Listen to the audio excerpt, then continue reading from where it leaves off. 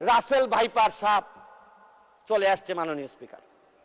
এই সাপ আসার কারণে সরকারে যখন সাপ আসে প্রকৃতিতে বেজি থাকে, এই বেজি করে কি সাপরে নিয়ন্ত্রণ করে, কিন্তু এই সরকারে দেখা যাচ্ছে বিভিন্ন জায়গায় রাসেল ভাইপার আছে কিন্তু বেজি ওই পরিমাণ নাই যে এই সাপরে ধরবে। মাননীয় স্পিকার, আপনি দেখেন এই আমাদের প্রতিষ্ঠানগুলা কত দুর্বল হয়ে গেছে। আমাদের প্রতিষ্ঠান একজন ভদ্রলোকরে দুদক ধরতে পারে নাই, একজন ভদ্রলোকরে এনবিআর ধরতে পারে নাই, বাংলাদেশ ফাইন্যান্সিয়াল ইন্টেলিজেন্স ইউনিট ধরতে পারে নাই, আর এনবিআর এর মতিউর রহমানকে ধরলে একটা ছাগল ছাড়াই এই লোককে তো আপনি আনতেই পারতেন না।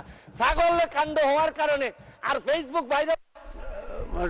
এক মিনিট বক্তব্য আপনার বরাবর অ্যাপ্লিকেশন আছে, আমি 247 ইনভোক করতেছি। এখানে 247 হচ্ছে কি আমার বিরুদ্ধে এখানে একজন মাননীয় সংসদ সদস্য আমার বিরুদ্ধে অভিযোগ দিয়েছেন।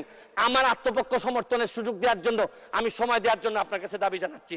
মাননীয় স্পিকার, এখন আসেন আপনারা বেনজির কাণ্ড, মাননীয় সাবেক আইজিপি উনি এত বড় হয়ে গেলেন, মন্ত্রণালয় জানলো না, মাননীয় স্বরাষ্ট্রমন্ত্রী জানলেন না।